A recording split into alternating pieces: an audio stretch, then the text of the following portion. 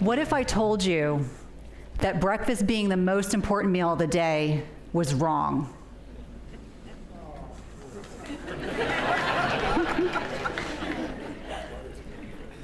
What if I told you it is more important when you eat than what you eat?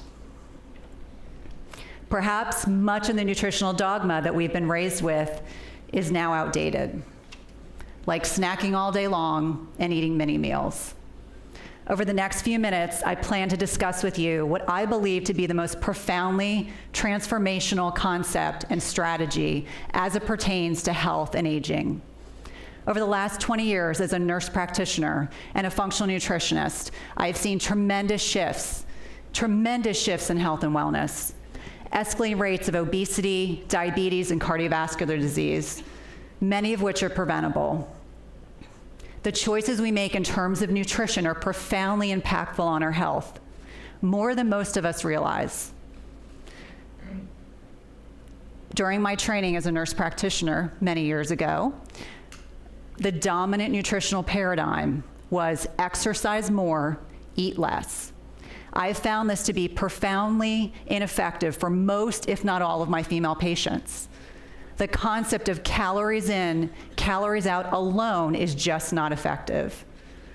Many of the things that I work with my female patients really focus on the connection between our lifestyle choices and how that impacts healthy aging and weight gain. I do not believe, nor do I support, the limiting belief that women have to accept weight gain as a normal function of aging. The National Health and Nutrition Exam Survey, which looks at data with regard to children and adults in terms of their nutrition and escalating obesity rates, compares what went on in the 1970s, where most Americans consumed 3 meals a day and no snacks. Fast forward to today, most of what we are doing as Americans is eating 3 meals a day and snacking all day long. Really.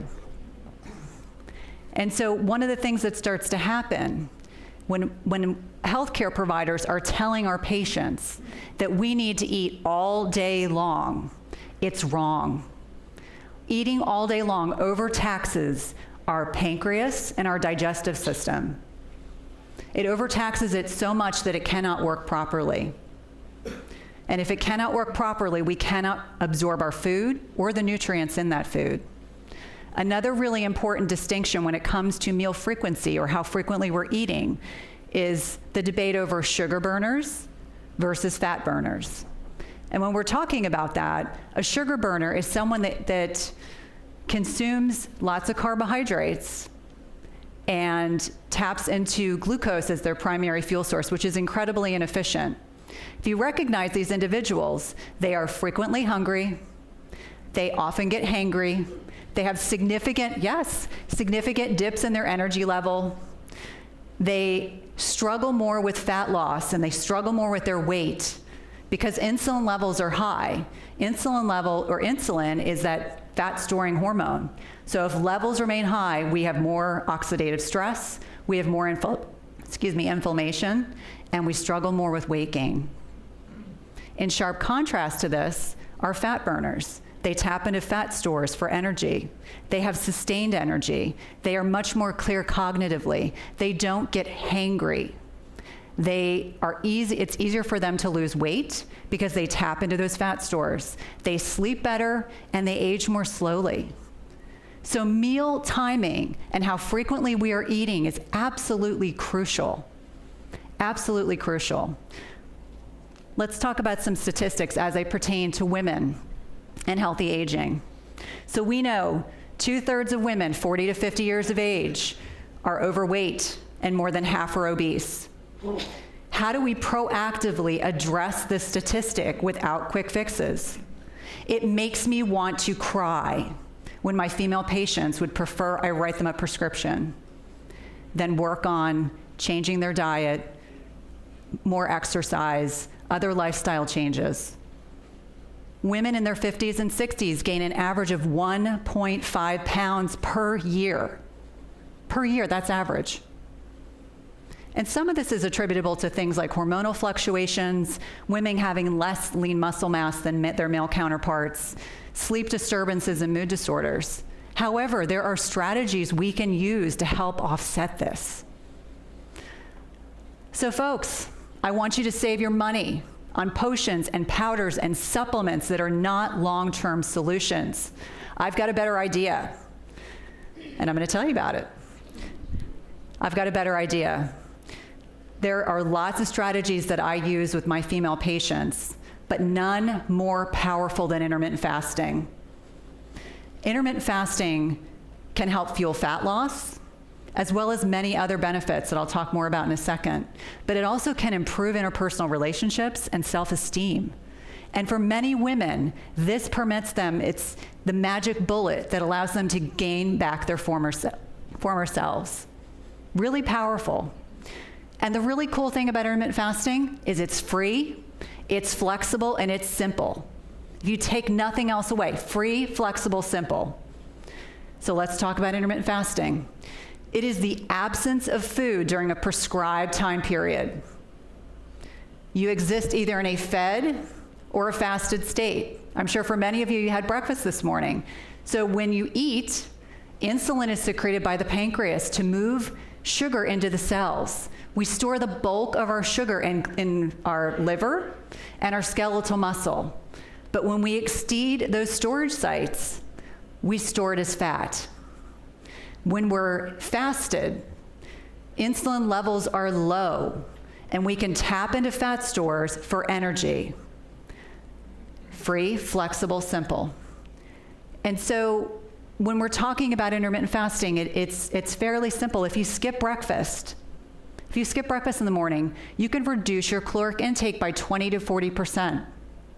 And the typical time frame that I recommend to my female patients is a 16-8.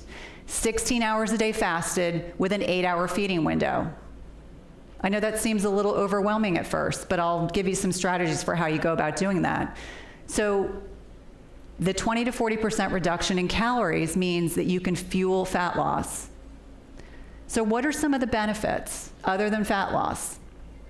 Fat loss, and especially visceral fat around our abdomens, around our major organs. We know that it improves mental clarity because insulin levels are low. We know that it spikes human growth hormone, which helps us with lean muscle mass. We know that it induces something called autophagy. I will speak more about this in a second, but this is spring cleaning for the cells. It is only evoked when we are fasted. Autophagy. We know that it lowers insulin levels, blood pressure, improves our cholesterol profile, and we know that it can reduce your risk for developing cancer and Alzheimer's disease, which I like to call type 3 diabetes, if for no other reason we want to protect our brains. As wonderful as a strategy as this is, it is not for everyone. I'm going to talk briefly about the individuals that want to avoid this strategy. First and foremost, if you are a brittle diabetic or you have difficult to control diabetes, if you are a child, an adolescent, or age greater than 70, might not be the best strategy. If you are pregnant, if you have chronic heart issues, kidney or renal issues, not the best strategy. If you have a history of a disordered relationship with food, whether it is anorexia, bulimia, or binge eating, might not be the best strategy because it can invoke those tendencies. And last but not least, if you have a low body mass index, you're frail, or you've recently been in the hospitalized like I was for 13 days, I'm not currently intermittent fasting.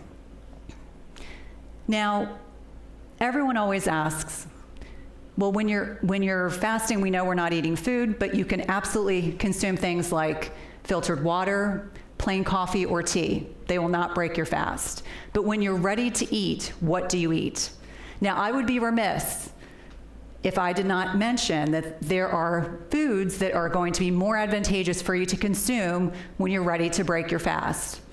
So I want you to focus on real whole foods. That's what your body needs, wants, and deserves. So I want you to purchase the best quality protein that your budget permits. Ideally, organic or pastured meat, wild-caught fish. Healthy fats, so crucial, helpful for building healthy hormones, and also really important for satiety, making sure our taste buds light up, make us happy. I'm not part of the anti-fat brigade. Really, really important. 20 years ago, I might have told you not to eat fat, but now we know better. So I want you to focus on things like avocados, coconut oil, grass-fed butter, and nuts, really great healthy fats.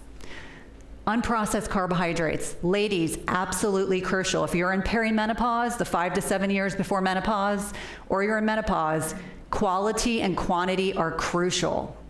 So I want you to consume things like low glycemic berries, green leafy vegetables, squash, quinoa, sweet potatoes, as opposed to bread and pasta. Cautionary tale, I want you to limit sugar and alcohol. By that I mean, I want you to not consume those things because they can offset all the good that you're doing. And lastly, keep yourself well hydrated. Now, I want to make sure that I briefly touch on some of the practical implications for how you would go about starting intermittent fasting. Generally, I have my ladies start with 12 to 13 hours of fasted period, and they can slowly increase by an hour or so every day until they've reached that 16-hour mark. Again, you want to keep yourself really well hydrated. You can also have plain coffee or tea. In addition to that, you want to ensure that you give it a solid 30 days before you determine if it's the right strategy for you. And if you have chronic health conditions, I want to make sure you discuss it with your healthcare provider. Really important. And recognize it may take 6 to 8 weeks to really see the full benefits of what you're doing. The biggest pain point for my female patients is weight gain. I have a fantastic strategy to help with this, but I don't want you to buy into the next $50 container protein powder or the hottest weight loss supplement that's out there. I want you to think about the fact this is a simple, flexible, and free option that you can try at home, discuss with your healthcare provider if necessary. I really feel so passionately about this because it's something that all of us should be discussing with our patients. Thank you.